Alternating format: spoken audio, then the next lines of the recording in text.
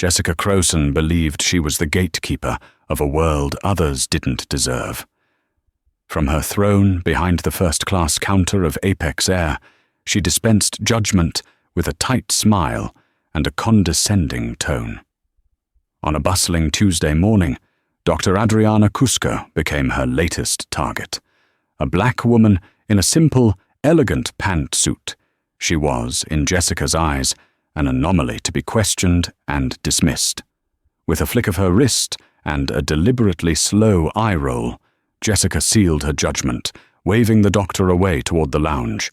She had no idea she wasn't just dismissing a passenger. She was setting a time bomb that would obliterate her own life. The air in Hartsfield-Jackson Atlanta International Airport was a familiar symphony of chaos.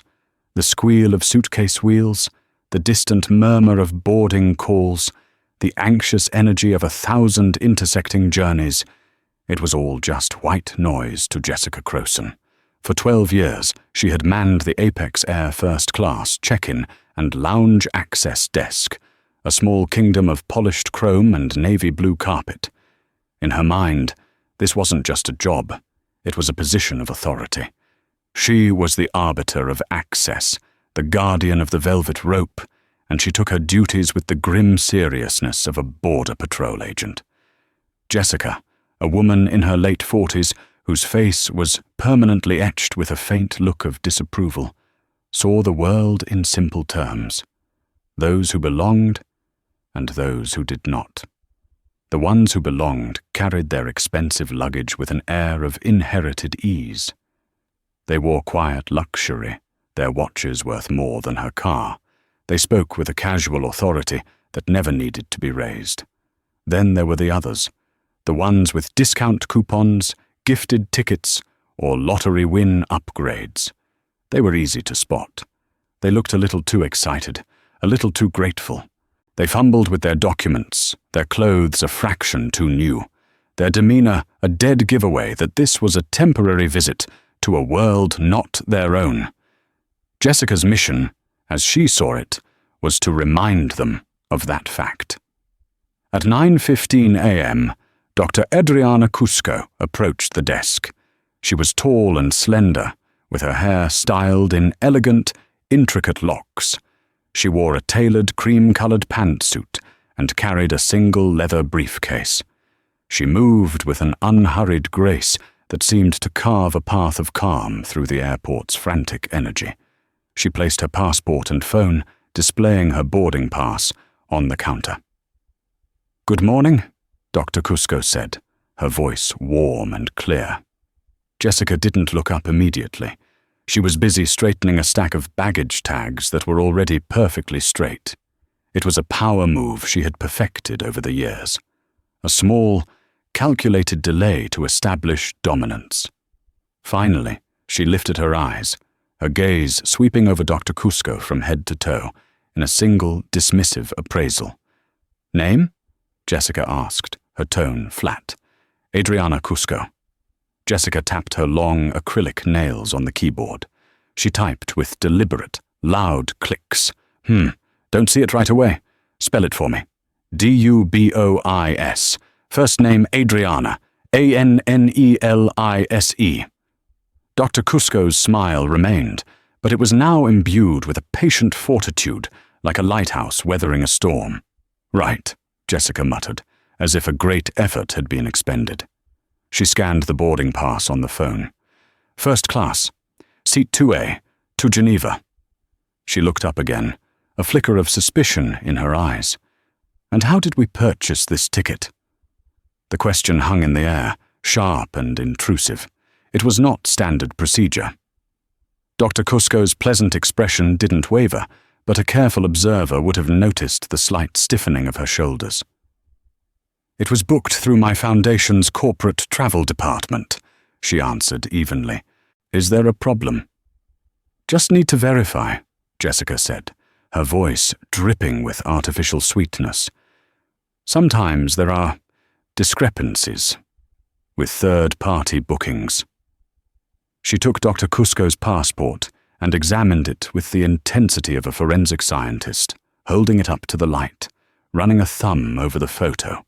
then comparing the image to the woman standing before her as if searching for a flaw. Dr. Cusco said nothing. She had been through this before, countless times. The extra questions, the skeptical glances, the unspoken accusation that she was somehow out of place. Years of navigating predominantly white spaces, from medical school to hospital boardrooms, had taught her that stoic grace was her most effective armor. Reacting with anger would only validate the prejudice. Satisfied there was no forgery, Jessica stamped the boarding pass with unnecessary force. "All right. The Polaris Lounge is through those doors and to the left. You can wait there." She slid the passport and phone back across the counter, but she did it with just enough force that they skittered past Dr. Cusco's waiting hand and nearly fell to the floor. It was another petty assertion of power, a gesture meant to unbalance and demean. Dr. Cusco caught them deftly before they fell. "Thank you," she said, her voice still a model of composure. As she turned to walk away, she heard Jessica mutter something to her colleague at the next station, a younger man named Kevin.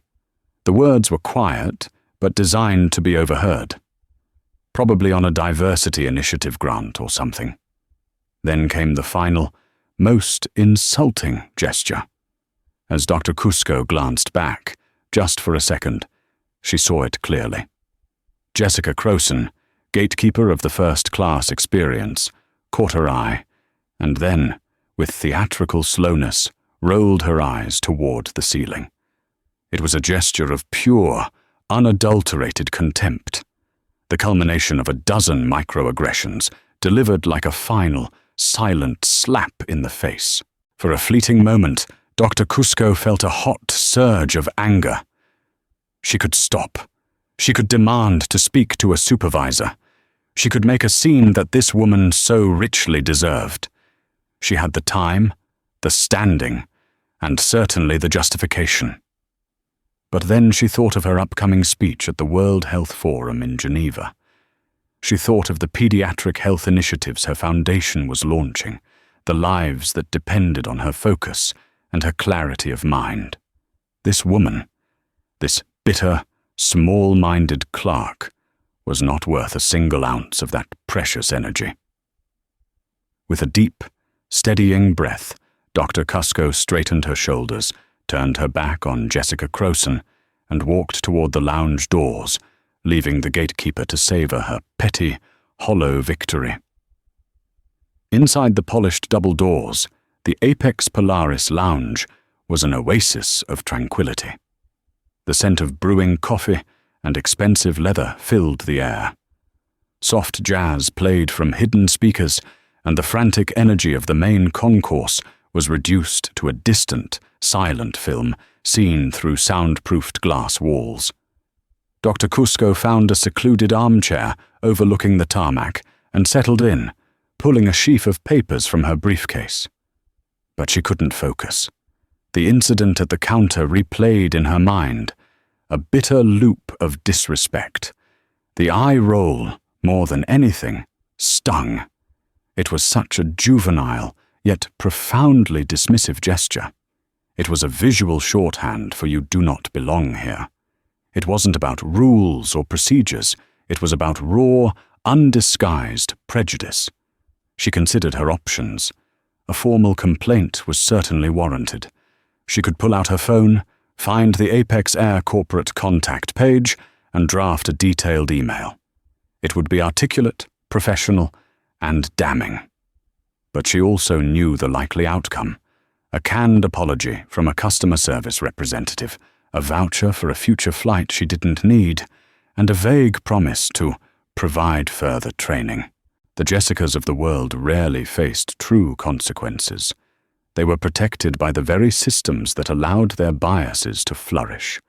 A wave of weariness washed over her. She was tired of fighting these battles, tired of having to be the bigger person, of absorbing these small cuts and carrying on with a smile. She closed her eyes, her notes on global pediatric neurology forgotten on her lap.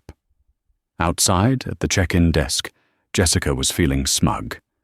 She recounted the interaction to Kevin, embellishing it for comedic effect. "You should have seen her face when I asked how she paid," Jessica snickered. "I swear she was about to pull out a food stamp EBT card." "My foundation's corporate travel," she mimicked in a high-pitched, mocking voice. "Right. Sure, honey." Kevin offered a weak, uncomfortable smile. He was new to the job and intimidated by Jessica's cynical seniority. He knew what she'd done was wrong, but he didn't have the courage to say so. Just then, a wave of activity rippled through the check-in area. Two men in dark suits, speaking discreetly into wrist microphones, appeared at the front of the line. Passengers parted instinctively. Behind them walked a man whose face was known throughout the state of Georgia and beyond. He had silver hair, a confident stride, and a smile that had won him 2 elections. It was Governor Robert McAllister. Jessica's posture immediately changed. Her slouch vanished, replaced by a rigid, attentive stance. A sycophantic smile plastered itself across her face. This was a real VIP. This was someone who belonged. "Good morning, Governor McAllister. An honor to have you flying with us today," she gushed, her voice several octaves higher than it had been minutes earlier. "Morning, Jessica," the governor replied warmly. He was a frequent flyer and knew many of the senior staff by name. "Good to see you. I'm just meeting a colleague here before we head to the lounge. Shouldn't be a moment." He scanned the area, his eyes looking past the desk. Jessica watched, preening slightly, assuming he was waiting for another politician or a high-powered CEO. She prepared another fawning pleasantry. But then the governor's face broke into a wide, genuinely delighted grin. He raised a hand and waved. "Adriana, there you are. I was hoping I'd catch you before you went in." Jessica's smile froze. Her brain struggled to process the information. "Adriana." She followed the governor's gaze. He was waving directly at the black woman in the cream pantsuit who had just stepped back out from the lounge entrance, her phone to her ear. Dr. Cusco saw him and smiled back, a genuine, radiant smile this time. She concluded her call quickly. "Robert, I was just about to text you. I'm all checked in." Governor McAllister strode past the counter and enveloped Dr. Cusco in a warm, friendly hug. "I can't thank you enough for agreeing to speak on the state's behalf at the forum. Having the head of the Cusco Carter Foundation representing Georgia is a major coup for us." Jessica Crowson went cold. It was a deep, cellular cold that started in her stomach and spread through her veins, turning her limbs to ice. The Cusco Carter Foundation. Not some flimsy, made-up entity, but one of the largest and most respected philanthropic organizations in the country. She had seen the name on the news, linked to children's hospitals and cutting-edge medical research. The governor turned back toward the desk, his arm still casually draped around Dr. Cusco's shoulder. His smile had vanished, replaced by a look of mild confusion. "Everything all right, Adriana? You look a bit tense," he said, his voice low and concerned. Dr. Cusco glanced from the governor to the check-in desk, and her eyes met Jessica's. In that single, silent moment, Jessica saw it all. She saw the cool intelligence she had mistaken for arrogance. She saw the deep well of patience she had mistaken for weakness. And she saw the flicker of pain she herself had inflicted. Jessica's world tilted on its axis. Her face, which had been frozen in a rictus of shock, began to crumble. The blood drained from it, leaving a pasty grey pallor. Her mouth hung slightly agape. Her perfectly manicured hands, which had been so quick to dismiss and disrespect, now trembled atop the polished chrome counter. She wasn't just looking at a passenger anymore. She was looking at a woman who was a personal friend of the most powerful man in the state. A woman she had mocked, insulted, and humiliated. The gatekeeper had just slammed the gate in the face of royalty, and now the castle walls were beginning to tremble. Jessica Crowson, for the first time in her 12-year reign, was terrified. She stood, frozen, as the governor's gaze followed Dr. Cusco's and settled squarely upon her. Governor McAllister was a seasoned politician, and his greatest skill was reading people and rooms. He immediately sensed the tension radiating from the check-in desk. He saw the way Dr. Cusco looked at the clerk, and he saw the clerk's terrified, ghost-white face. He lowered his voice, his tone shifting from friendly to serious. "Adriana, did this woman give you a hard time?" he asked, his eyes still locked on Jessica. Dr. Cusco hesitated. A part of her, the weary part, wanted to let it go. But another, stronger part, knew that silence was complicity. It wasn't just about her, it was about every other person who had been or would be on the receiving end of Jessica's prejudice. She gave a small, almost imperceptible nod. Let's just say it was not the welcoming experience Apex Air advertises. The governor's jaw tightened. He didn't need details. He'd known Dr. Cusco for a decade, ever since her foundation had single-handedly funded a new pediatric wing at Atlanta General. He knew her character, poised, professional, and endlessly patient. For her to admit to a problem, it must have been significant. He took a step toward the counter. Jessica flinched as if he were about to strike her. "Jessica," he said, his voice dangerously calm, "I've always known you to be efficient. I hope you weren't being anything less than courteous to my friend and honored guest, Dr. Cusco." Jessica's mouth opened and closed like a fish. No sound came out. Her mind was a frantic whirlwind of excuses, none of which seemed adequate. I was just following procedure. I didn't know who she was. But she knew, with a sickening certainty, that ignorance was no defense. She had treated Dr. Cusco poorly, not because she didn't know who she was, but precisely because of who she thought she was, a black woman who didn't belong in first class. I'm sure there's been a misunderstanding, Governor," she finally stammered, her voice a reedy whisper. "I'm sure we'll find out," he said, his words clipped. He turned his back on her, a gesture of dismissal more profound than any eye roll. "Come on, Adriana. Let's get you a coffee. I want to go over that new data on neonatal care you mentioned." He guided Dr. Cusco toward the lounge, leaving Jessica standing alone in a bubble of suffocating silence. Her colleague Kevin was staring resolutely at his computer screen, pretending to be absorbed in his work, wanting no part of the fallout. The line of first-class passengers behind where the governor had stood was now watching her, their faces a mixture of curiosity and disdain. Her little kingdom had collapsed, and she was no longer its queen, but its fool. Inside the lounge, the governor led Dr. Cusco to a private corner.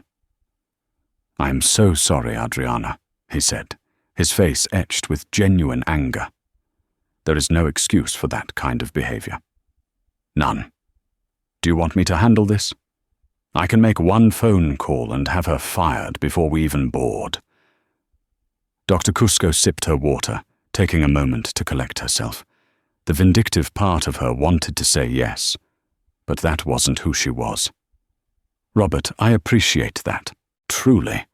But what I want more than one person being fired is for the culture that allows her to feel so comfortable in her prejudice to be addressed.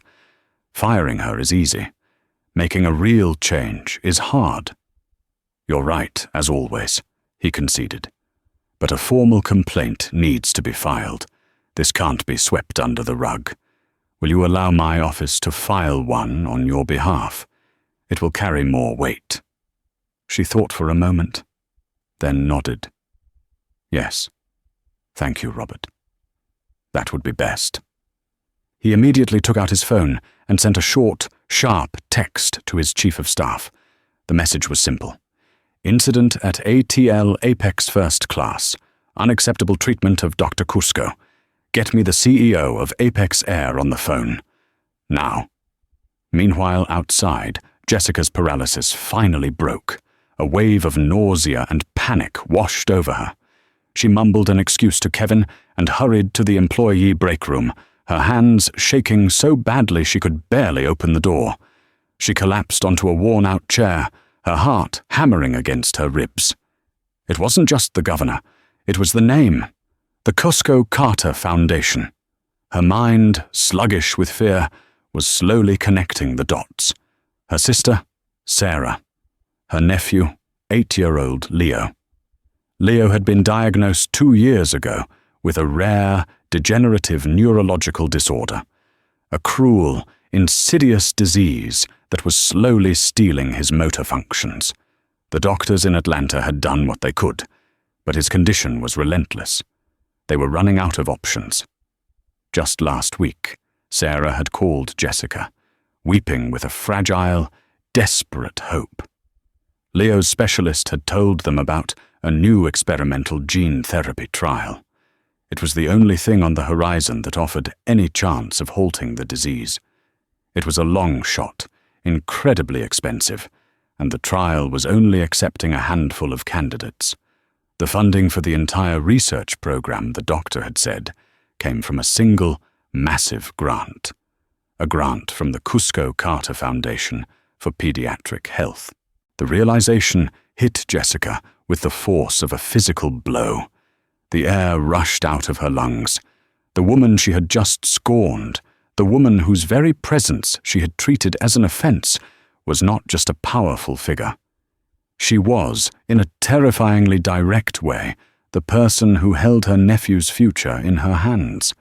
The petty satisfaction she had felt just 20 minutes ago had curdled into a black, acidic dread. Her act of spite wasn't a harmless bit of workplace theater anymore.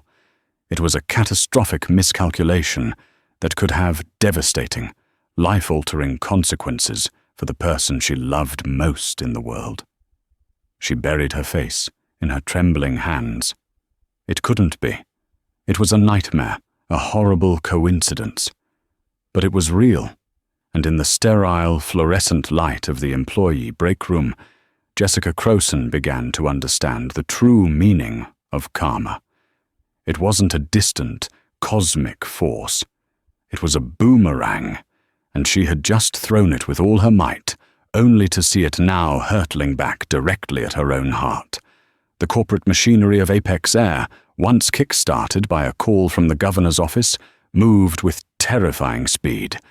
Before Governor McAllister and Dr. Cusco's flight had even reached cruising altitude, the station manager at Hartsfield-Jackson, a perpetually stressed man named Paul Henderson, was striding toward the first-class desk with a grim expression. "Crowson, my office. Now," he said, without any preamble. Kevin, her colleague, shrank behind his monitor, a silent witness to the impending execution. In Henderson's glass-walled office overlooking the concourse, the interrogation began. It wasn't a discussion. It was a dissection of Jessica's career. "I have the regional vice president on the line, and the CEO's executive assistant has already called me twice," Henderson began, his voice tight with controlled fury. "The governor's office has filed a formal complaint for discriminatory and insulting behavior towards his guest, Dr. Adriana Cusco. I need you to explain to me, in excruciating detail, what happened this morning." Jessica, still pale and shaken, tried to construct a defense. "Mr. Henderson, I was just following procedure. Her ticket was booked by a third party, and I was required to verify." "Don't you dare lie to me, Jessica." Henderson cut her off, his voice dropping to a low growl. "I've already spoken to Kevin. I know you made comments about her paying with food stamps.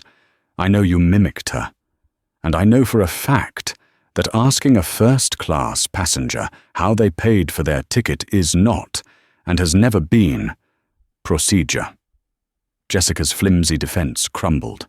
I made a mistake, a misjudgment." A misjudgment, Henderson scoffed, running a hand through his thinning hair. You didn't misjudge. You judged her perfectly, according to your own disgusting biases. You saw a black woman at your first-class counter, and you assumed she didn't belong. Dr. Cusco is one of the most respected philanthropists in the nation. She flies on our airline multiple times a year, and her foundation has a multi-million-dollar corporate account with us. You didn't just insult a passenger, you jeopardized one of our largest corporate partnerships and embarrassed this company at the highest level. Every word was a nail in the coffin of her career. Jessica could only sit there, mute, as 12 years of service were rendered meaningless by 10 minutes of prejudice. You are suspended, effective immediately, pending a full investigation, which I assure you will be a formality. Go home, Jessica, and don't come back until you hear from HR. The walk of shame from Henderson's office, past her colleagues who refused to meet her eye, and out into the bustling terminal, was the longest walk of Jessica's life. The familiar sounds of the airport now seemed to mock her. She was no longer a gatekeeper. She was an exile. She drove home in a daze, the city of Atlanta a blur outside her car window. When she got to her small, tidy bungalow, she found her sister Sarah waiting in the kitchen. Sarah's eyes were red-rimmed from crying, but for once, it wasn't from sadness. "Jessica, you won't believe it," Sarah exclaimed, waving a letter. "We heard back from the hospital. They've reviewed Leo's case. They think he's a strong candidate for the gene therapy trial. We have to fill out the official funding application and submit it directly to the foundation. Under any other circumstances, this would have been the best news of their lives. But for Jessica, the words hit like shrapnel. The foundation. Which foundation is it again?" Jessica asked, her voice hollow, already knowing the answer. "The Cusco Carter Foundation," Sarah said, her face glowing with hope. "Isn't it wonderful? They're our last chance, Bren. Our only chance." The room began to spin. Jessica gripped the back of a chair to steady herself. She had to tell her. She had to confess the terrible cosmic irony of her morning's work. "Sarah, I did something awful today." Through a torrent of tears and self-recrimination, Jessica recounted the entire sordid affair. She told Sarah about her smugness, her condescending questions, the mocking tone, the passport check, and the final, damning eye roll. She told her about the governor's arrival and the dawning horror as she realized who Dr. Adriana Cusco was. As she spoke, the hope on Sarah's face slowly withered, replaced by a look of disbelief, then horror, and finally, a deep, soul-crushing despair. "No," Sarah whispered, sinking into a chair. "No, Jessica, you couldn't have. Not her. I didn't know Sarah. I swear I didn't know who she was," Jessica cried, the excuse sounding pathetic even to her own ears. "But that's the whole point," Sarah shot back, her voice cracking with anguish. "It shouldn't matter who she was. You treated her like that because she was a black woman, and you thought you could get away with it. You weren't judging her resume, you were judging her skin color." The truth of her sister's words was a physical blow. All her life, Jessica had seen herself as a hard-working, decent person. She wasn't a racist, she told herself. She just had certain standards. She believed in order. Now, stripped of her self-delusions, she saw her prejudice for what it was, an ugly, corrosive poison that had just contaminated her own family's last hope for a miracle. "What have you done?" Sarah sobbed, burying her face in her hands. "You didn't just lose your job, Jessica. You might have just cost my son his life." The accusation, born of grief and terror, hung in the silent kitchen. The two sisters sat there, enveloped in a despair of Jessica's making. The application form for the Cusco Carter Foundation lay on the table between them, a symbol of hope that now felt like an instrument of torture, a direct link to the woman whose kindness and forgiveness they would now have to beg for. The unraveling was complete. All that was left was the consequence. The call from Human Resources came 2 days later. It was brief and clinical. Jessica's employment with Apex Air was terminated, effective immediately, for gross misconduct and violation of the company's anti-discrimination policies. They would mail her final paycheck. She was not to set foot on airport property again.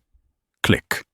12 years of seniority, of sick days accrued, of a modest 401k, all gone. The first consequence was financial.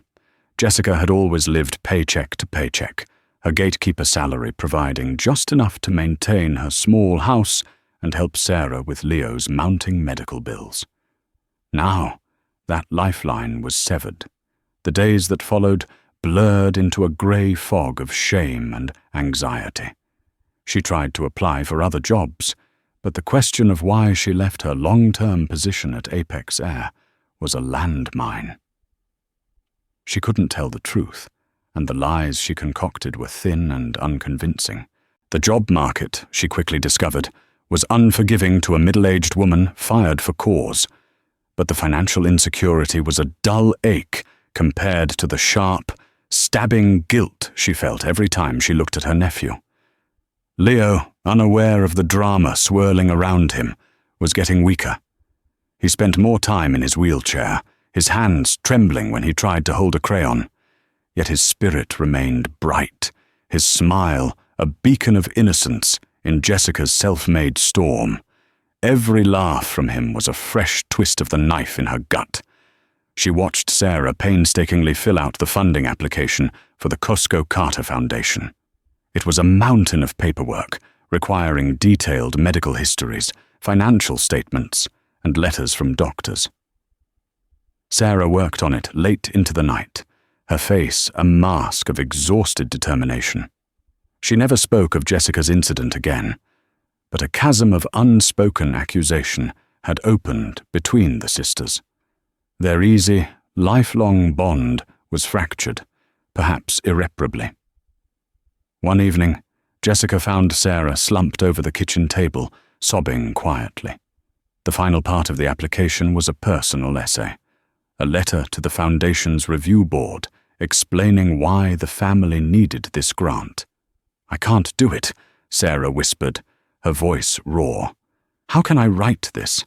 How can I ask for anything from that woman after what you did to her? They'll see our last name, Crowson, and throw it straight in the trash. It's hopeless."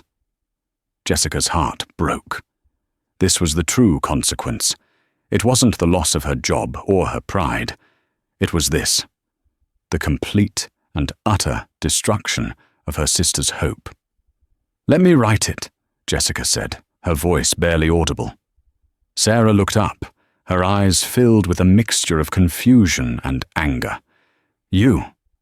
What could you possibly say?" "The truth," Jessica said, a grim resolve hardening her features. "I have to be the one to write it. I caused this. I have to be the one to face her." For the next 3 days, Jessica sat with a blank piece of paper, the weight of her nephew's future pressing down on her. How do you write a letter that says, "Hello, my name is Jessica Crowson. You don't know me, but I am related to the woman who treated you like garbage at the airport, the woman whose prejudice may have been the final straw in a lifetime of such insults. Now, I need you to save my nephew's life. Please and thank you." She wrote and tore up a dozen drafts. Some were overly apologetic, groveling and pathetic. Others tried to explain her actions, but every explanation sounded like a flimsy excuse. She realized that her own story, her own bitterness about her dead-end job and her stagnant life, was irrelevant. The only thing that mattered was Leo. Finally, She stopped trying to apologize or explain. She simply wrote from the heart, not as the perpetrator, but as a terrified aunt who loved her nephew more than her own life. She didn't mention the airport incident at all. She wrote about Leo, his love for drawing superheroes, the way he still tried to tell jokes even when his speech was slurred, his quiet bravery in the face of a terrifying illness. She described the hollowing out of their family as they watched him decline, the suffocating fear that lived with them every day. She wrote about the hope the trial represented, not as a cure, but as a chance for more time, more laughter, more drawings of superheroes. She poured every ounce of her love for the little boy into the words on the page, her tears smudging the ink. When she was done, she handed the letter to Sarah. Her sister read it slowly, her expression unreadable. When she finished, she looked at Jessica, and for the first time in weeks, the anger in her eyes was gone, replaced by a profound, shared sorrow. "It's beautiful, Bren," she said softly. Together they scanned the completed application into the computer. They attached the doctor's reports, the financial documents, and finally, Jessica's letter. Sarah moved the cursor over the Submit button, but her hand trembled. "What if she recognizes the name?" Sarah whispered. "She will," Jessica said, her voice heavy with certainty. "And will deserve whatever she decides." Sarah closed her eyes, took a deep breath, and clicked the button. The email containing their last hope flew through the digital ether, destined for the inbox of the Cusco Carter Foundation and the desk of the very woman whose humanity Jessica had so casually and cruelly dismissed. The boomerang had completed its arc. Now, all they could do was wait for the impact. Dr. Adriana Cusco was back in her Atlanta office. The trip to Geneva had been a resounding success. Her speech had been well received, and she had secured preliminary agreements for 2 new international partnerships. Yet, the memory of the airport incident lingered, an unpleasant aftertaste to an otherwise productive week. The governor's office had handled the complaint, and she had received a polished formal apology from the CAO of Apex Air, assuring her that the employee in question had been disciplined to the fullest extent. She had tried to put it behind her, to focus on the work that truly mattered. Her days were a whirlwind of meetings, data analysis, and strategic planning. The most important part of her week, however, was always Friday afternoon. That was when she personally reviewed the finalist applications for the Foundation's compassionate care grants. These were special, high-cost grants for experimental treatments, reserved for families who had exhausted all other options. It was emotionally taxing work, a parade of heartbreaking stories and impossible choices. But it was also the heart of her mission. Her executive assistant, a sharp young man named David, brought in the week's stack of files. "Top 5 finalists for the St. Jude gene therapy trial. Dr. Cusco," he said. "All strong candidates medically. It's going to be a tough call." Adriana nodded, taking the thick folders. "Thank you, David. Leave them with me." She began to work her way through them, reading the medical charts with a surgeon's precision and the family letters with a deep, practiced empathy. Each file represented a universe of pain and hope. A 4-year-old girl in Alabama, a 6-year-old boy from a single-parent home in Tennessee. The stories were crushing, the need immense. The Foundation could only fund 2 of the 5. She picked up the 4th file. The cover sheet read, "Applicant, Leo Crowson, age 8, diagnosis, metachromatic leukodystrophy." She opened it, and her eyes immediately fell upon the name of the primary family contact, the author of the personal letter. Jessica Crowson. Adriana froze. The name was common enough, but combined with the Atlanta address, It was an impossible coincidence. A cold knot formed in her stomach. She felt a flash of the same anger and humiliation she had felt at the airport. It was a visceral, involuntary reaction. Her. After what she did, she has the audacity to ask me for something, to ask me to save her family. The temptation to close the file, to stamp it, rejected, without a second thought, was overwhelming. It would be so easy. No one would ever know. It would be her own quiet, final justice, a perfectly symmetrical piece of karma, delivered by her own hand. But then she looked down at the photo clipped to the application. It was of a small boy with big brown eyes and a gap-toothed, mischievous grin. He was in a wheelchair, holding up a drawing of a red-caped superhero that looked suspiciously like himself. He was not his aunt. He was just a child, trapped in a body that was failing him. Adriana pushed her chair back from her desk and walked over to the large window overlooking the city. The raw, emotional part of her was at war with the physician and the philanthropist she had dedicated her life to being.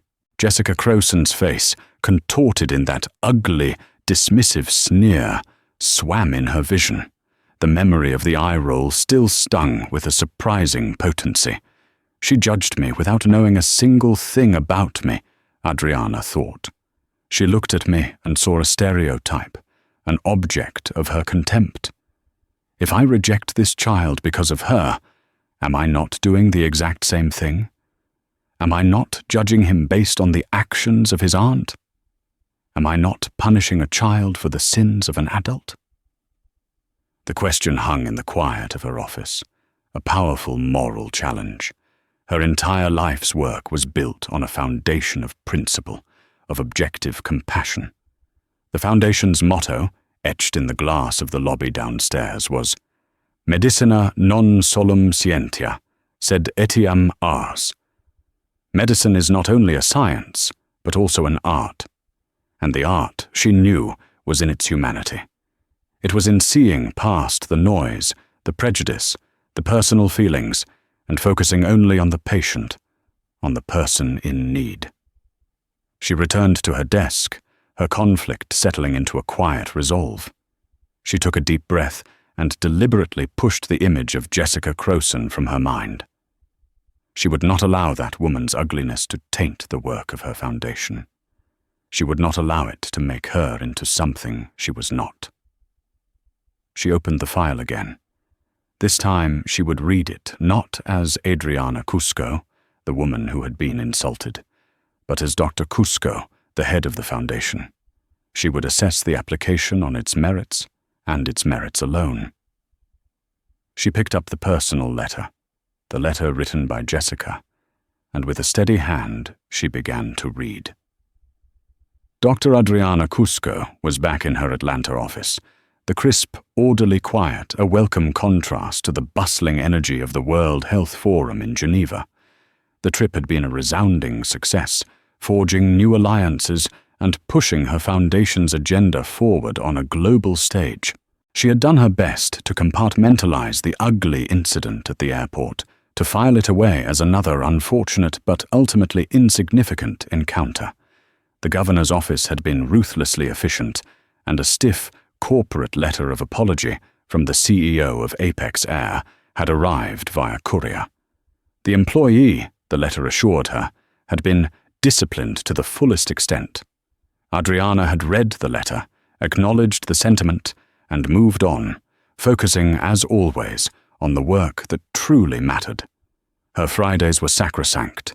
The afternoon was blocked out for a single, solemn purpose: the final review of the compassionate care grant applications. These were the highest stakes decisions the foundation made: funding experimental, last resort treatments for children with catastrophic illnesses.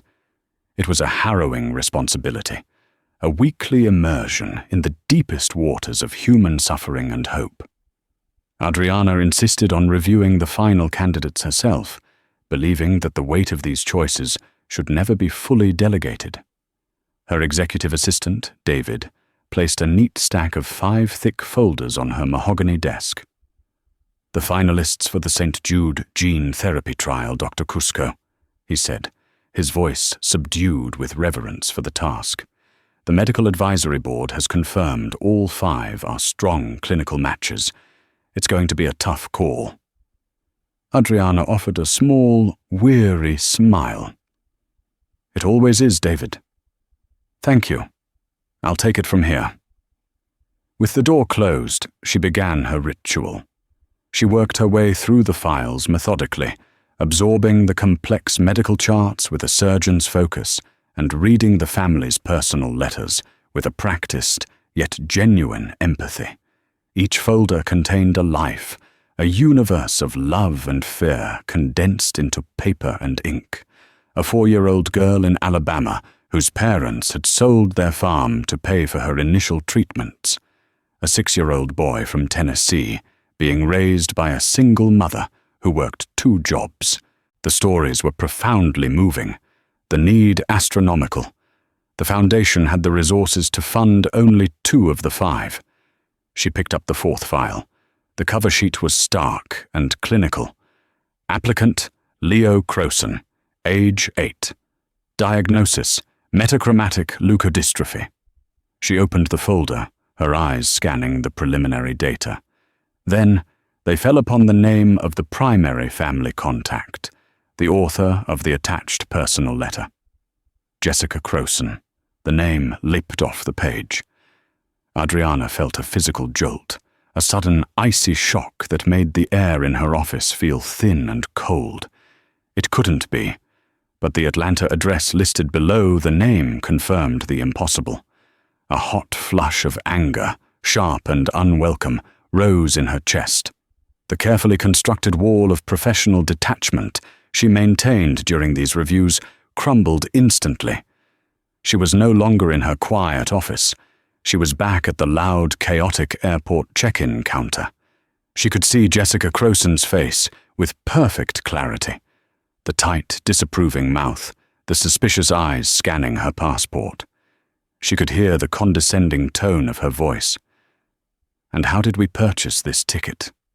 The memory of the muttered comment to her colleague, the dismissive slide of the passport across the counter.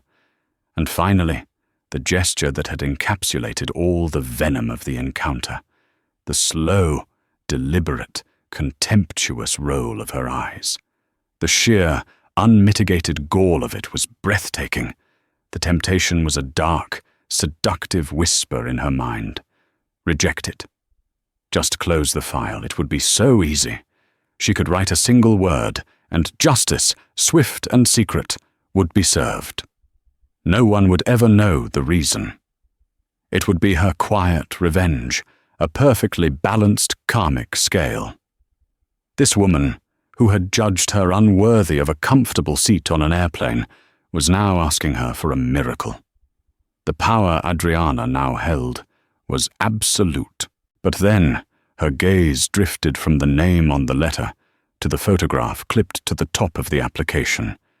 It was a school picture of a small boy with enormous brown eyes, a constellation of freckles across his nose, and a gap-toothed grin that radiated pure, uncomplicated joy. He was wearing a T-shirt with a cartoon superhero on it. He was not his aunt. He was just a child, an innocent soul caught in the crossfire of a battle he knew nothing about. Adriana pushed her chair back with a scraping sound, a harsh noise in the silent room. She walked to the floor-to-ceiling window that overlooked the sprawling Atlanta skyline. Below, cars moved like tiny blood cells through the city's arteries. People, anonymous and small from this height, went about their lives. The world was so much bigger than that one moment of humiliation at the airport. Her life's work was so much more important. She judged me without knowing a single thing about me, Adriana thought, her hands pressed against the cool glass. She looked at my skin and my hair and wrote an entire story in her head, a story of deficiency and otherness. If I reject this boy because of her name, am I not doing the exact same thing? Am I not looking at his family connection and writing a story that ends with his punishment? The question was a moral reckoning. It cut to the very core of who she was, not just as a doctor and philanthropist, but as a person. Her entire career had been a fight against the kind of casual, systemic prejudice Jessica Crowson embodied. To use her own power in such a petty, vindictive way would not be a victory. It would be a surrender. It would mean allowing that woman's poison to infect her own soul. She returned to her desk, the turmoil within her settling into a grim resolve. She would force herself to do this the right way.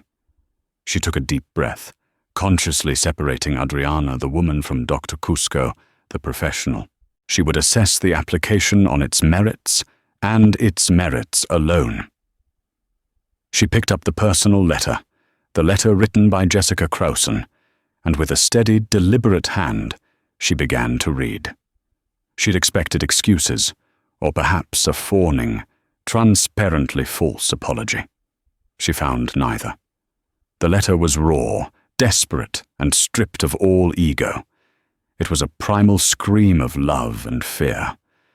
Jessica wrote about Leo, not as a medical case, but as a vibrant little boy. She wrote about his obsession with drawing superheroes, the way his laughter, though weaker now, could still light up a room. She described the brutal, slow-motion theft of his abilities and the courage with which he faced each new loss. It was a portrait so vivid and heartbreaking that Adriana felt a lump form in her throat. As she read, the brittle, one-dimensional caricature of the airport clerk softened and transformed.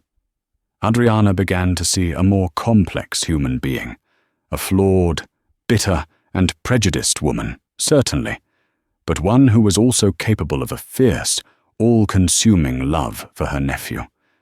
A woman whose own life's disappointments had perhaps curdled into an ugliness she directed outward, but whose heart still had room for this profound devotion.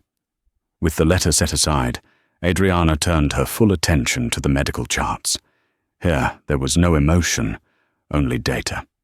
She spread Leo's file open next to the ones from Tennessee and Alabama. Her trained eyes scanned the blood panels, the MRI reports, the genetic sequencing. The cold, hard facts began to align.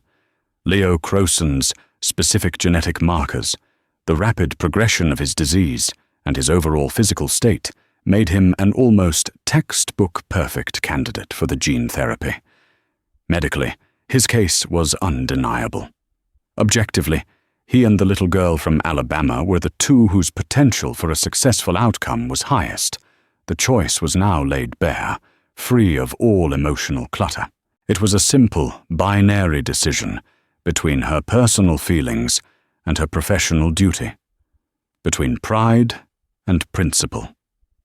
She picked up her pen, its weight feeling significant in her hand. She looked one last time at the smiling face of Leo in the photograph. She thought of the oath she had sworn decades ago, a promise to dedicate her life to the service of humanity. That promise did not come with conditions. It did not allow for exceptions based on personal slights or insults. She pulled the official approval form to the front of the file. In the crisp blank space marked "Funding Decision," she wrote the word in clear, firm script. Approved. She placed Leo Crowson's file on top of the one for the little girl from Alabama, setting them apart from the others. These two would be the ones the Foundation would save this month. Before closing the file, she paused, taking a small sheet of her personal, cream-colored stationery. She wrote a short, simple message. It wasn't for Jessica. It was for the boy. A week later, the mail carrier pushed a crisp, official-looking envelope through the slot at Sarah Crowson's house. Sarah saw the Cusco Carter Foundation logo in the corner, and her heart leaped into her throat. She carried it into the kitchen as if it were a live bomb. Jessica was there, and the sisters stared at it, neither daring to be the one to open it and face the verdict. Finally, with a trembling hand, Sarah tore open the seal. Her eyes scanned the first paragraph. A strangled gasp escaped her lips, followed by a sob so powerful it shook her entire body. "We got it," she whispered, the words barely audible. She looked at Jessica, her face a mess of tears and disbelief. "We got it. Oh God, Jessica, they approved it. Leo is in the trial." The two women collapsed into each other's arms, their shared sobs of relief and gratitude echoing in the small kitchen. The weeks of tension, of unspoken accusations and suffocating guilt washed away in that single cathartic moment. After the initial wave of emotion subsided, Jessica noticed the second, smaller sheet of paper that had fallen from the envelope. It was the handwritten note from Dr. Cusco. Her heart pounded as she picked it up, expecting, she didn't know what. A veiled reprimand? A final, cutting reminder of her place? But the note was not for her. It was addressed to Leo. It read, "Dear Leo, I have seen your artwork, and the world needs more superheroes. Keep drawing. Sincerely, Dr. Adriana Cusco." Jessica read the words once, then twice, then a third time. They were simple, they were elegant, and they were the most devastating words she had ever read. Dr. Cusco had not punished her. She had not even acknowledged her. She had simply sidestepped Jessica's entire existence, her spite, her prejudice, her apology by proxy letter, to speak directly to a child in need. This was the true consequence. It was not a termination letter or a public shaming. It was an act of grace so profound it felt like a physical blow. It held up a mirror to her own soul and forced her to see the shriveled, petty thing it had become. In that moment, Jessica Crowson understood. The ultimate karma wasn't revenge. It was being forced to accept the boundless generosity of the very person whose humanity you had tried and failed to deny. In the end, this wasn't just a story about an airport clerk who made a terrible mistake. It was a story about the quiet power of integrity and the profound truth that our humanity is measured not by how we treat the powerful, but by how we treat those we believe have no power over us. Dr. Cusco's choice reminds us that true strength lies in compassion, not retribution. What Jessica Crowson saw as a simple act of dismissal became the ultimate lesson in humility and consequence, a lesson delivered not with a fist of vengeance, but with an open hand of grace. Her karma wasn't just losing a job. It was being forced to accept the boundless generosity of the very person she had wronged. If this story resonated with you, please hit the like button, share it with someone who needs to hear it, and subscribe to our channel for more real-life stories that explore the moments that define us. Click the notification bell so you never miss an update on stories that matter. Thank you for listening.